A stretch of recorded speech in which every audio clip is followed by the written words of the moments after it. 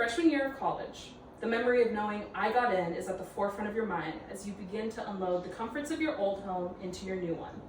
A cramped little dorm room or apartment that, even though it's small, seems big with possibilities. And as your loved ones leave you, you have a sense of being on your own. A bit of fear and excitement all wrapped into one. I remember my freshman year, being a person that always seemed to be with people, the idea of going out to dinner by myself or the movies seemed impossible. However, by the end of my speech, you will understand that being alone is much different than loneliness. I'm thrilled to be the one to speak with you today because this for myself has been quite a bit of a learning curve. By allowing yourself the ability to take the time to be alone, I'm convinced that you will see the improvements in multiple facets of your life in regards to your relationship with yourself, your mental well-being, and the relationship you have with others. Now, oftentimes people confuse being alone with being lonely. However, there is a key difference. Christian philosopher Paul Tillich said wisely, loneliness expresses the pain of being alone, while solitude expresses the glory of being alone. With this in mind, loneliness is the state of sadness because no one has friends or company, while solitude is the state of being alone in a situation or in a given time. The major difference between the two states is the way that the individual approaches the topic of being alone mentally. The versions of you that love alone time often have thoughts of, I enjoy my time alone. I love being able to take time to recharge. Alone time is a great investment. I value the present moment. Alone time is an essential need for my mental health. How can anyone not enjoy being alone? Now, the versions of you that despise alone time often have feelings like, I can't stand being alone. I feel sad or depressed when I'm alone. I need people around me.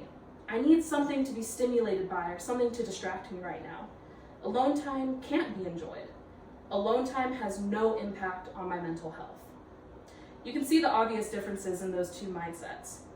Those who confuse solitude for loneliness are often insecure with themselves and find ways to become dependent on others for emotional stability. Now, people who are uncomfortable being alone are often uncomfortable with themselves. They often have feelings of being unloved, low self-esteem, unsure of what to do with themselves, unpleasant memories. Sometimes they have intrusive thoughts like, who am I? Or sometimes they have guilt for knowing exactly who they are. Now, have you guys ever asked yourself, why am I so busy?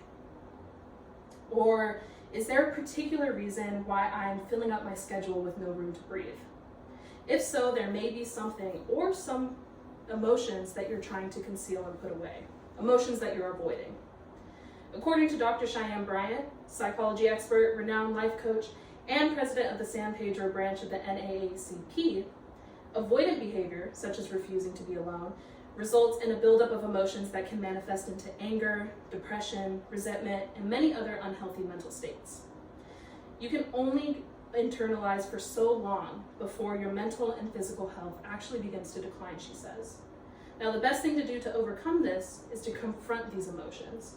By doing so, we are limiting our potential of understanding ourselves and others by not doing that. Now, once you begin to give yourself the opportunity to be alone, you'll actually start to see improvements in multiple facets of your life. Taking time alone can improve the relationship that you have with yourself.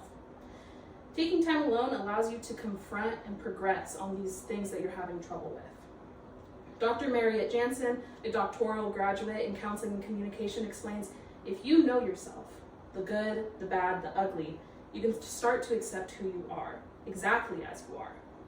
It can be difficult to accept aspects of yourself that you may find negative. However, knowing these challenges can help you understand how to approach them within yourself. Next, after strengthening your relationship with yourself, taking alone time actually improves your mental well-being. Similarly, Solara Mental Health Institution explains that alone time will make it much easier for you to self-reflect because you're not worried about others who are around you. Approach self-reflection with a positive mindset and use time to improve yourself as a person by doing so. Solara also explains the comfort that comes with taking alone time will improve your overall happiness, easing anxiety you feel in reinforcing this habit. By being secure within yourself, taking alone time then improves the relationship you have with others. The compassion you gain by understanding yourself and your struggles, the better you're able to connect with yourself and connect with others. You're able to see patterns that you've seen within yourself and others and better communicate that with them to help them out as well. Conversely, Dr. Grice, a professor at the University of Virginia, says that the more you're observant of yourself, the more you can reevaluate filler friendships, or friendships that you have purely for the fact of not wanting to be alone with yourself. Now, I'd like you to take a moment and reflect. When was the last time you sat alone? No distractions from your phone, from others, from awaiting plans. When was the last time you allowed yourself to just rest and be? If you're struggling to think of a precise place and time, this is the perfect time to start. To begin, acknowledge and communicate that you yourself need alone time. Secondly, incorporate quiet practices such as yoga, journaling, meditation, or even solo walks to incorporate this quiet time with yourself. Lastly, be intentional with your solo time.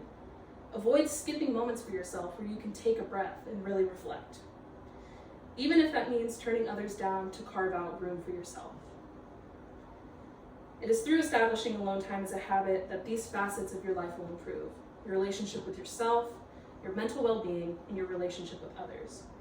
And by doing so, while loneliness expresses solitude and the pain that comes with that, solitude expresses the glory of being alone. Thank you.